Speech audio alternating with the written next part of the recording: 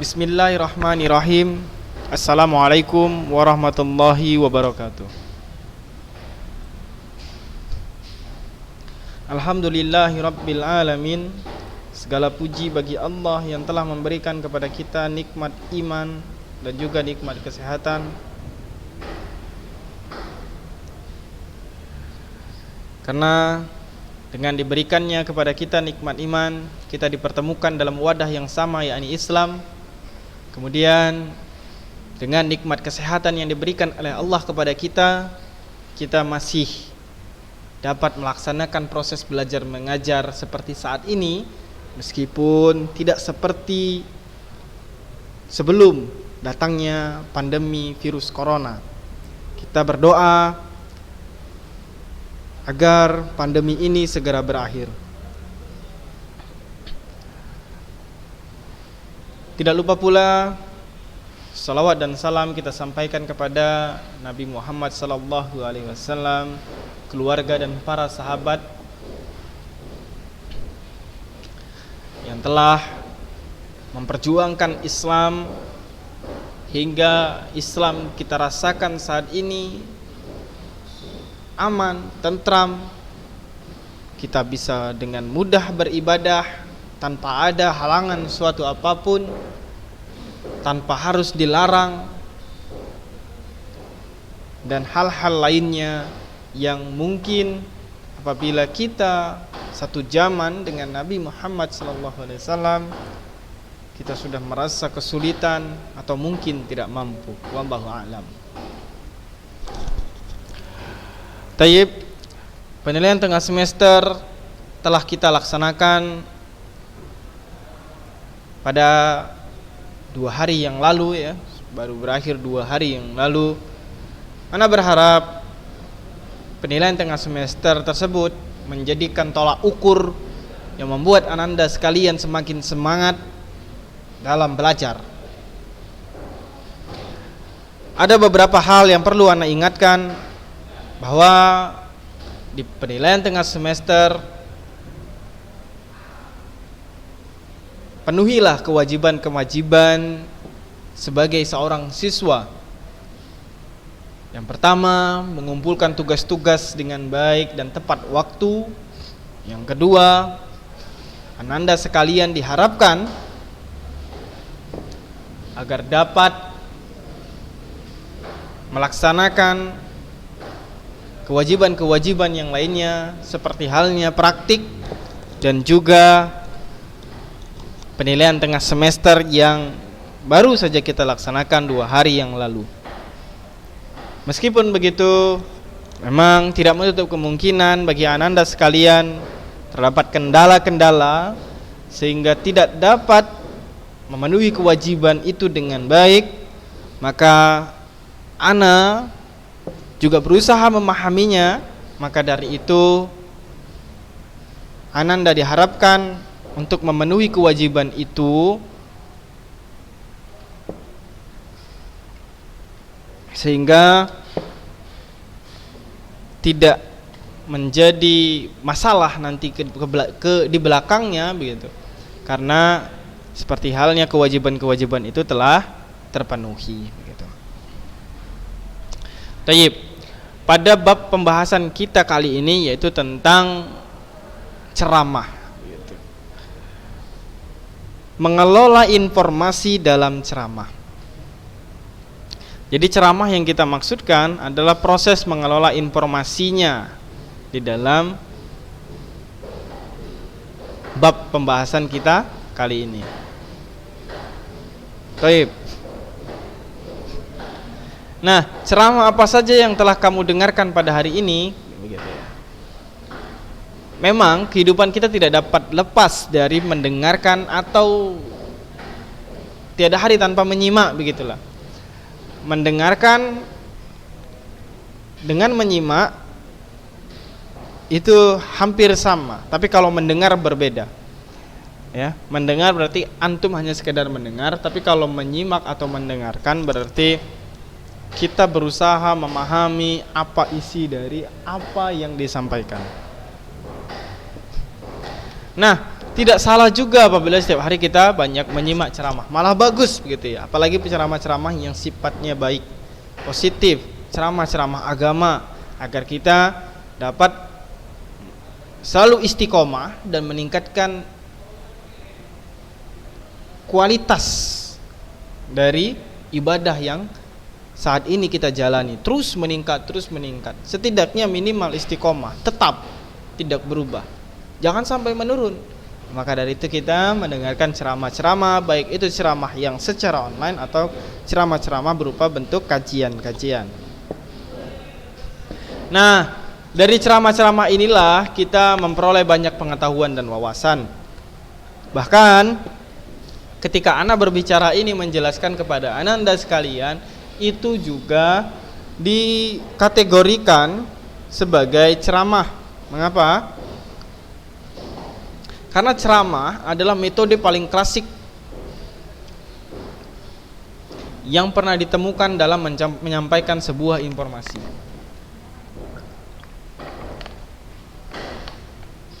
Ingat, ceramah adalah metode paling klasik yang digunakan untuk menyampaikan informasi. Ini sudah disampaikan dalam proses retorika. Dulu Aristoteles di abad kedua atau ketiga sebelum Masehi sudah menjelaskan tentang permasalahan retorika. Nah, ceramah ini adalah metode paling klasik. Jadi kalau dikatakan ceramah itu adalah sesuatu yang baru, tidak. Jadi dari zaman ke zaman orang sudah menggunakan cara ini untuk menyampaikan informasi.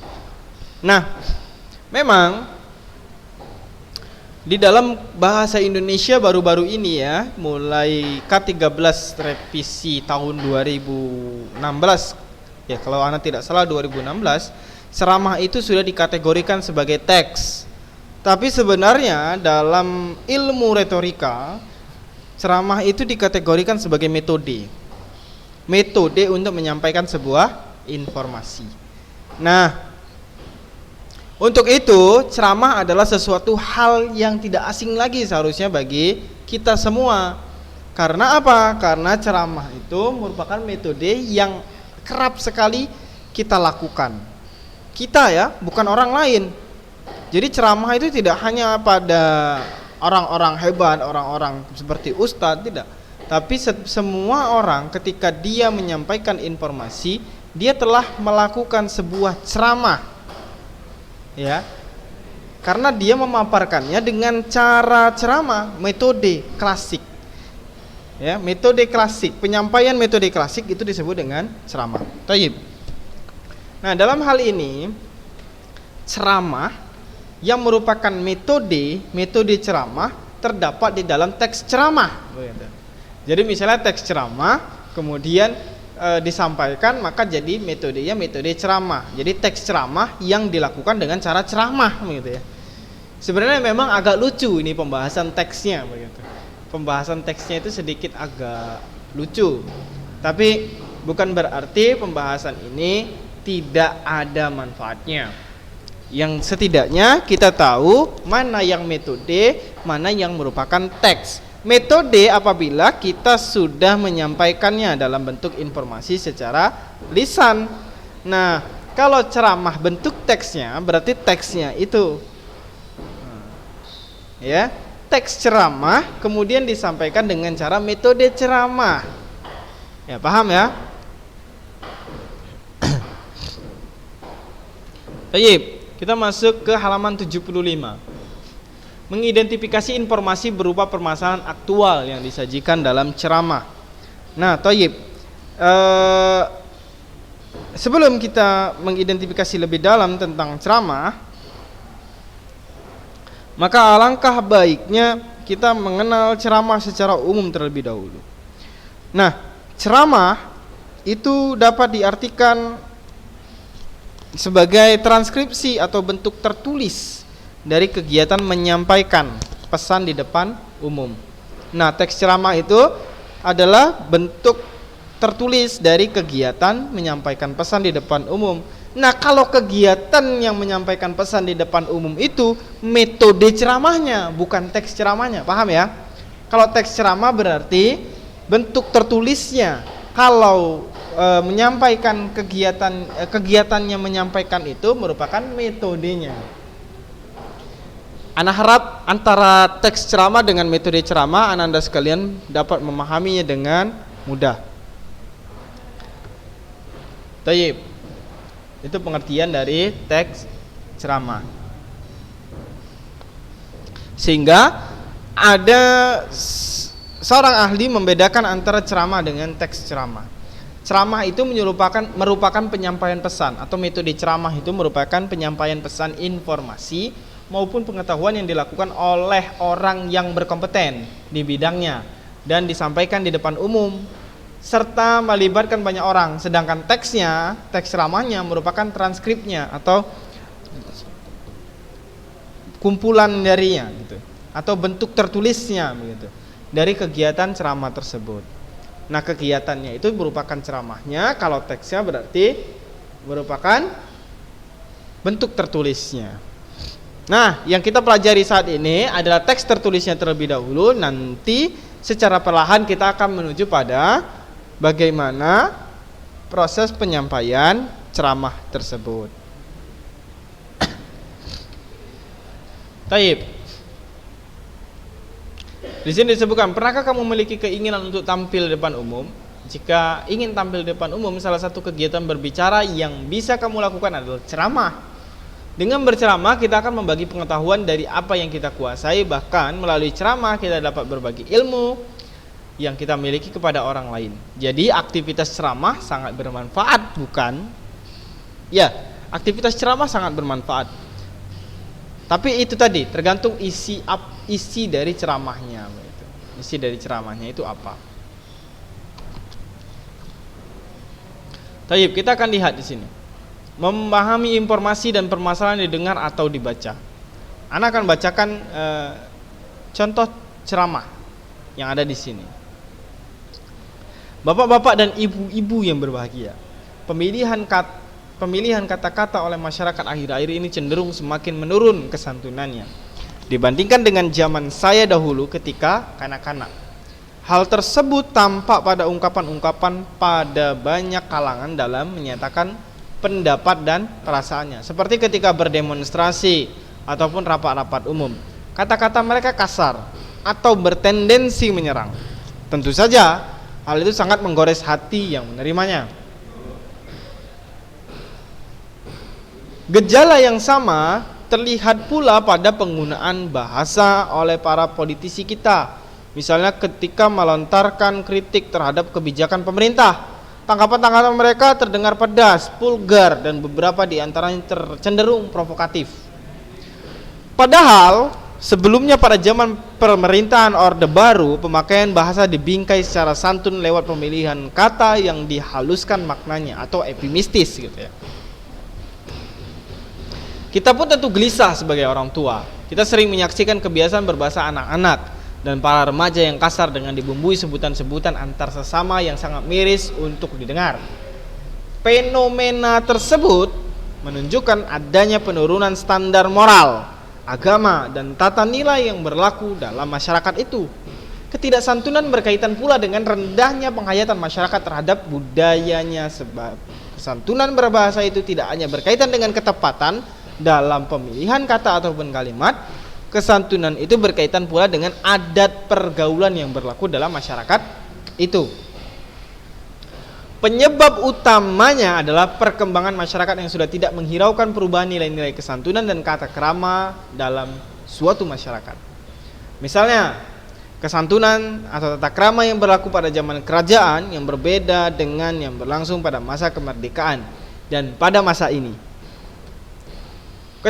Kesantunan juga berkaitan dengan tempat. Nilai-nilai kesantunan di kantor berbeda dengan di pasar, di terminal, dan di rumah.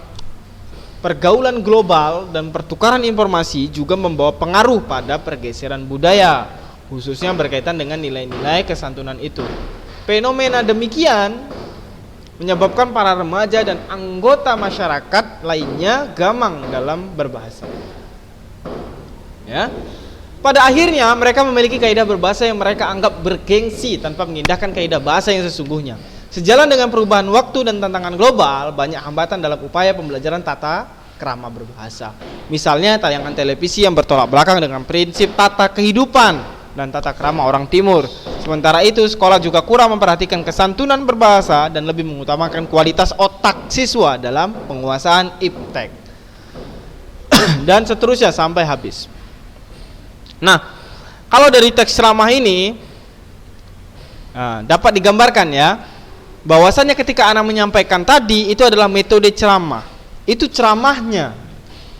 Nah, yang ini teksnya, yang ini tadi sampai habis ini tadi itu adalah teksnya.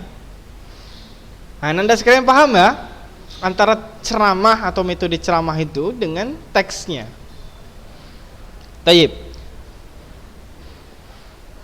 Teks seperti itulah yang seringkali disebut ceramah. Ya, teksnya, teks ceramah, kemudian metodenya merupakan ceramah. Mungkin Anda pula yang mengatakan sebagai teks pidato gitu ya. Teks seperti itu dapat kita peroleh dalam berbagai kesempatan. Ya. Di sekolah mungkin saja hampir setiap hari kita mendapatkannya, baik dari guru, kepala sekolah, pembina OSIS dan pihak-pihak lainnya. Di lingkungan masyarakat pun sering kali kita mendapatkan ceramah. Dari teks semacam itu kita dapat memperoleh tambahan pengetahuan, informasi dan wawasan. Nah, berkaitan dengan hal itu, ceramah jangan kita anggap sebagai suatu hal yang sifatnya negatif begitu. Mengapa? Karena ada ya, kita ada misalnya di kalangan masyarakat sering itu mendengar, kena ceramah aku sama bapak itu. Nah, misalnya kita melakukan kesalahan kemudian dinasihati begitu, terus sebutannya kena ceramah aku sama bapak itu. Jadi terkesan ceramah itu adalah sesuatu yang negatif gitu, buruk. Padahal ceramah itu baik. Dia kan bapak itu menyampaikan pesan kepada kita agar kita berubah, tidak melakukan kesalahan yang sama gitu. Bukan berarti kesalahan yang lain juga boleh dilakukan ya. Jadi intinya ceramah itu sebenarnya memiliki sifat positif.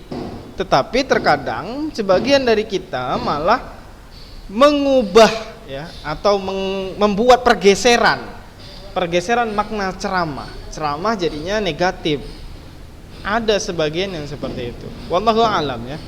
Itu yang anak ketahui. Nah, kemudian di sini dengan memperhatikan contoh tersebut dapat kita simpulkan bahwa yang dimaksud dengan ceramah adalah pembicaraan di depan umum yang berisi penyampaian suatu informasi, pengetahuan dan sebagainya. Yang menyampaikan adalah orang-orang yang menguasai di bidangnya, dan yang mendengar biasanya melibatkan banyak orang. Medianya bisa langsung ataupun melalui sarana komunikasi seperti televisi, radio dan media lainnya. Selain itu ada pula yang disebut dengan pidato dan khutbah.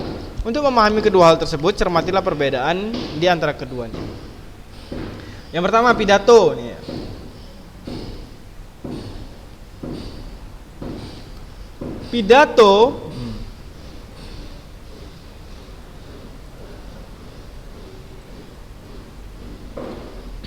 Pidato adalah pembicaraan di depan umum ya, yang cenderung bersifat persuasif, yakni berisi ajakan ataupun dorongan pada halayak umum untuk berbuat sesuatu. Jadi untuk melakukan sesuatu, kalau pidato misalnya pidato tentang hari kemerdekaan berarti mengajak untuk mengenang kemerdekaan. Pidato tentang permasalahan sampah berarti mengajak orang tersebut untuk membuang sampah pada tempatnya misalnya begitu. Kalau khutbah adalah pembicaraan di depan umum yang berisi penyampaian pengetahuan keagamaan atau praktik beribadah dan ajakan-ajakan untuk memperkuat keimanan. Ya, kalau di dalam Islam khutbah itu dikategorikan sendiri begitu ya. Mana kategorinya? Kategorinya itu berupa misalnya khutbah Jumat. Khutbah Jumat. Berbeda ya dengan ceramah. Kalau ceramah biasanya lebih luas, bisa menerima tanya jawab begitu ya. Kalau misalnya khutbah dia tidak bisa, tidak boleh. Jadi dia hanya satu orang saja. Dia sifatnya itu tanpa ada feedback. Tunggal. Ya, pidato juga begitu, tunggal. Tayyib.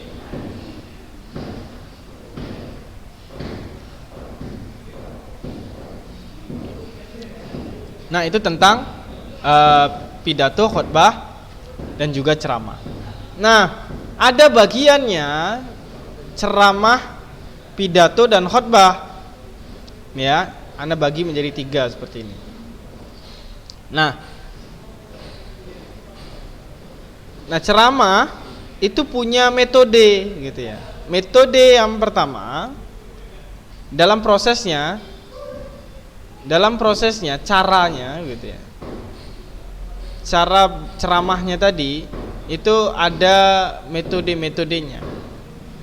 Metode yang pertama itu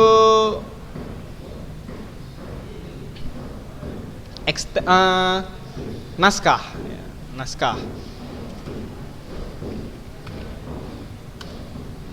Ya, naskah. Ini naskah nih ya. Nah, metode pertama yaitu menggunakan naskah. Nah, di dalam sebuah ceramah, pidato atau khutbah ada bentuknya, cara menyampaikan ceramahnya. Cara menyampaikannya bisa menggunakan naskah. Kalau menggunakan naskah berarti si pembicara memakai teks. Ya, direct, langsung menggunakan teks. Nah, langsung menggunakan teks. Teksnya panduan dia ketika berceramah atau berpidato atau khutbah pakai teks atau buku begitu ya. Dia tinggal membacanya saja. Nah, itu dia yang naskah. Kalau yang metode kedua ada impromptu.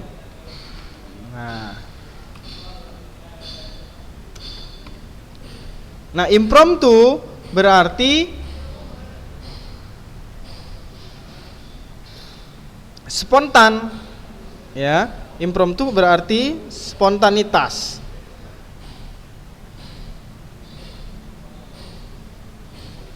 Jadi tanpa ada persiapan. Impromptu atau dapat diartikan sebagai spontanitas. Jadi misalnya antum tiba-tiba diminta untuk berkhutbah ketika sholat Jumat begitu, karena tidak hadir gitu ya, tidak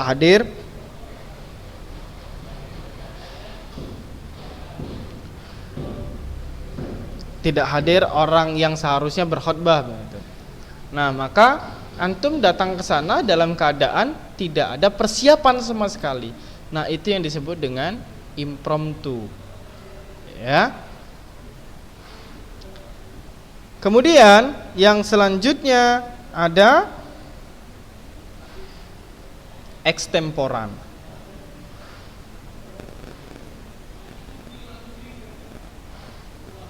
Kita buat di sini ekstemporan.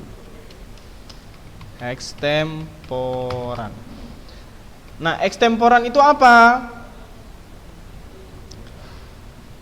Bisa disebut ekstemporan itu adalah catatan kecil ya.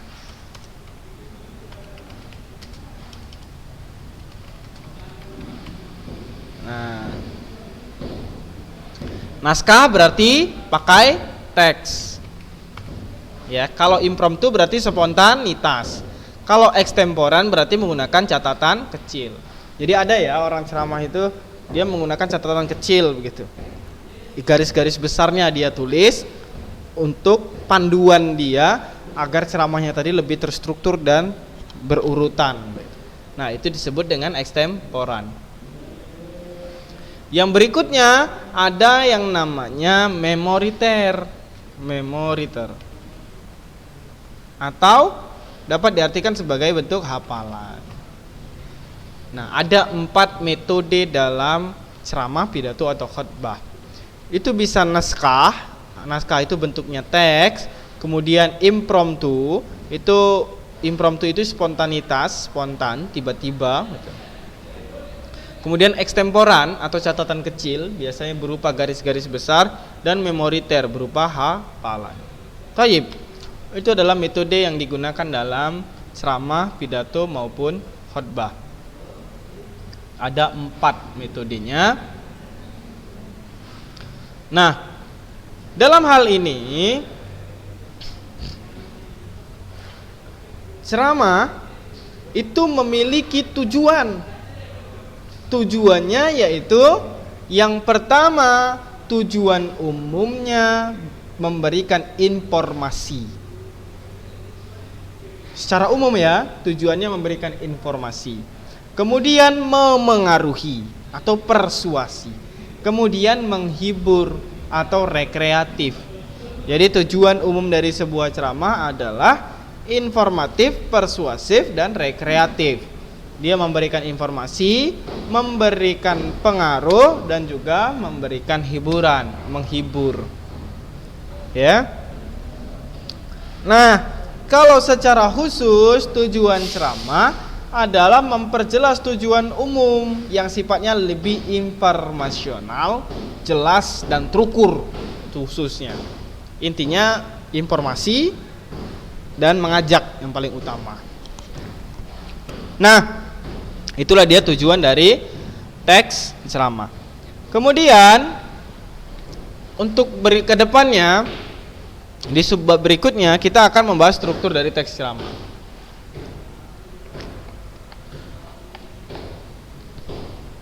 Nah, struktur teks ceramah itu dibagi menjadi 3.